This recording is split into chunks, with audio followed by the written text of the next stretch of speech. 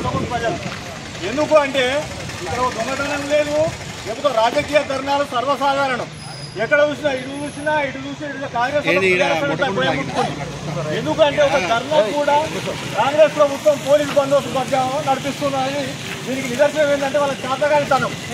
వాళ్ళు నిజంగా మా ప్రభుత్వంలో మేము ఎటువంటి ఇట్లా పోలీసు నిర్బంధాలు పెట్టి ధర్నాలు కానీ ఇవి కానీ మేము చేయలేదు. ఎందుకంటే మీకు నిజంగా పరిపాలన చిత్తశుద్ధి ఉంటే కాంగ్రెస్ ప్రభుత్వానికి ఇవాళ మా కేటీఆర్ గారు ప్లస్ మా కార్యనిర్వాహక అధ్యక్షుల పిలుపు మేరకు అపర భగీరథుడు తెలంగాణ పిత అయినటువంటి కేసీఆర్ మీద బురదాల్సినటువంటి మీ యొక్క అవినీతిని మేము ప్రశ్నిస్తున్నందుకే మీరు ఇలా పోలీసు వాళ్ళని పహారా పెట్టుకొని ఈ ధర్నా చేస్తున్నారు. ఎక్కడ సీఎం రేవంత్ రెడ్డి ఇచ్చుకు మొదలు పెడతారో అని ఈ పోలీసు వాళ్ళని పెట్టి నడిపిస్తున్నారు. ఇది ఎందుకంటే నిజంగా కూడా మా ప్రభుత్వంలో ఉన్నప్పుడు మేము ధర్నాలకు కానీ వీటికి కానీ ఎక్కడ కూడా అబ్జెక్షన్ చెప్పలే. మేము ఒకటే మాట చెప్తాం, ధర్నా అని చెప్తున్నాం. ఏమిటికి ధర్నా?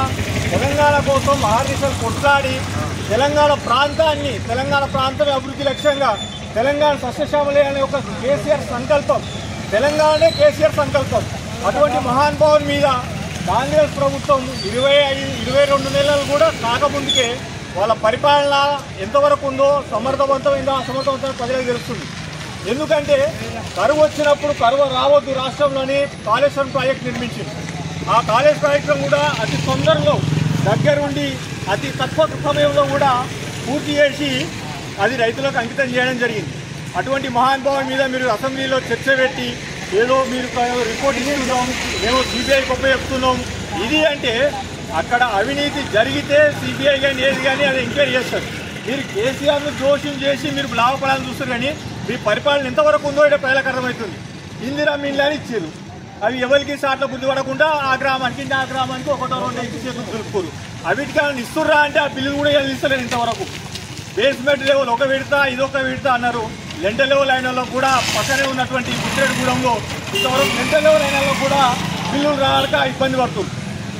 అదేగాక పరిపాలన అనేది ఏ విధంగా ఉండాలనో మీరు చేత కాకుండా పరిపాలన ఏ లేకుండా ఎంతసేపు కేసీఆర్ మీద కొట్టుపోయి కేసీఆర్ వచ్చేటి స్థానిక సంస్థలు మా ప్రజలంతా మీకు చేతనే కాదు, ఇక మళ్ళీ తెలంగాణకు దిక్కు కేసీఆరే, తెలంగాణకు శ్రీరామకృష్ణ తెలంగాణ ప్రభుత్వం రావాల్సిందే అని ప్రజలు నిశ్చయించుకున్నారు. మళ్ళీ లోకల్ బాడీలో ప్రజలు పట్టం కడతారనే ఉద్దేశంతో ఇక కేసీఆర్ ఏమో బదనాం చేయాలని చూస్తున్నారు. మీరు ఎటువంటి భయభ్రాంతిలో గురి చేసినా ఇక్కడ భయపడటం ఇవ్వలేరు. కేసీఆర్ ఏ విధంగా దాన్ని తిప్పికొట్టాలనో తిప్పికొడతాడు. మేము కూడా ఏమంటాం అంటే నిజంగా పరిపాలన మీరు దృష్టి పెట్టండి. కాంగ్రెస్ ప్రభుత్వాన్ని మేము రిక్వెస్ట్ చేస్తున్నాం. రైతులు అగమ్య గోచరంగా పంటలు నష్టపోయి ఇవాళ వరదలు వచ్చి ఆగమాగం ఉన్నారు.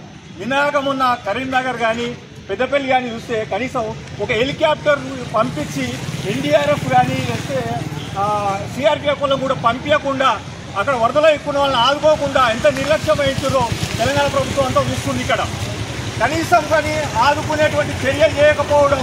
నీ ఏరియల్ సరి ఒకరోజు చేసావు, దుమ్ము దులిపావు రేవంత్ రెడ్డి. ఏరియల్ సరి ఒకటి చూటూ అంతా వేసేందుకు దులిపాడు. కానీ ఇంతవరకు కూడా మరి జరిగిన నష్టం ఏంది జరిగినది ఇంతవరకు ప్రభుత్వ అధికారులు అంచనా వేయలే. ఇవాళ ఒక స్టేట్మెంట్ ఇచ్చిండు, అంచనా వేయమని. వరదలు ఎప్పుడో చెయ్యాలి, ఎప్పుడు స్టేట్మెంట్ ఇస్తున్నాం. వరదలు రాగానే ప్రాథమిక నివేదిక తీసుకొని అంచనా వేసి రైతులకు ఎటువంటి అన్యాయం జరుగుతుంది, ఎంత నష్టం జరుగుతుంది అని తీసుకునే చర్య అది ఒక ప్రభుత్వంలో ఉన్నప్పుడు మీకు ఆ పరిపాలన మీద సోయి ఉండాలని మేము చెప్తా ఉన్నాం. అదే కాకుండా మేము ఒకటే, మీరు పరిపాలనలో భాగంగా ఏది చేసినా ప్రతిపక్షాలు ఊరుకుంటే ఏదైనా చెల్తుందంటే మాత్రం మేము ఊరుకునే ముచ్చట్లేదు. కాబట్టి మేము ఏం చేస్తున్నామంటే తెలంగాణలో కేసీఆర్ చేసేటువంటి అభివృద్ధి పనులకు ప్రజలే సాక్ష్యం. మీరు ఇలా ఇది తప్పు జరిగింది అది తప్పు జరిగింది మేము సిబిఐకి ఇస్తున్నాం అనేది మీ పరిపాలనలో అసమర్థతకు నిదర్శనమని మేము తెలియజేస్తూ మీ మండల కేంద్రంలో ఇంత పెద్ద ఎత్తున మీరు అంతా వచ్చి ధర్నా చేసి మీరంతా సక్సెస్ఫుల్ చేస్తున్నందుకు కూడా నిజంగా ఇలా ప్రభుత్వాలు చూస్తూ ఉన్నాయి. ఎక్కడికక్కడ రాష్ట్రం మొత్తం కూడా ఇలా ధర్నాలు రాస్తారోపణలు చేస్తుంటే ప్రభుత్వాన్ని నిద్రపడతలేదు. మళ్ళీ లోకల్ బాడీలో తెలంగాణ పొందుకుంటుంది తెలంగాణ పార్టీ, మళ్ళీ బీఆర్ఎస్ గెలుస్తాను గ్రామంలో వాళ్ళ భయం పుట్టుకొని ఖచ్చితంగా బీఆర్ఎస్ గెలుస్తుంటుందని అక్కడ బీజేపీ ప్రభుత్వం సపోర్ట్ తీసుకొని రేవంత్ రెడ్డి గారు ఏం చేస్తున్నారంటే సిబిఐ ఎంక్వైరీ అంటున్నారు. సిబిఐ ఎంక్వైరీ అనేది నువ్వు బీజేపీలో నువ్వు మోడీకి అనుకూలంగా ఉన్నావు కాబట్టి సిబిఐ వేసుకుంటున్నావు. నీ ప్రభుత్వంలో నీ తప్పేందో నీ కమిషన్ ఏందో బయట పెట్టాలి కదా. అది బయట పెట్టకుండా సిబిఐ గొప్పతనం 1 గంట రాత్రి 1:30 రాత్రికి సిబిఐకి ఇస్తున్నామని తీర్మానం అసెంబ్లీలో. కాబట్టి ప్రభుత్వం యొక్క అసమర్థతకు ఇవన్నీ నిదర్శనాలు చెప్పుకుంటూ రాబోయే కాలంలో వచ్చే స్థానిక ఎలక్షన్లో బీఆర్ఎస్ ప్రభంజనం సృష్టిస్తుంది. అది మీరు వెనకకు తగ్గాల్సిందే అని తెలియజేస్తూ ఈ సభకు వచ్చిన ప్రతి ఒక్క కార్యకర్తకు పేరు పేరున అందరికీ ధన్యవాదాలు చెప్తూ ఇంకొక 10 నిమిషాలు సభను ఇట్లా కంటిన్యూ చేయాల్సి వస్తుంది. మనకి ఇంకా వేరే విలేజ్ వాళ్ళు కూడా వస్తారు కాబట్టి ఇంకొక 10-15 నిమిషాలు కూర్చున్నామని తెలియజేస్తూ ఈ అవకాశం ఇచ్చిన సభకు నమస్కారం.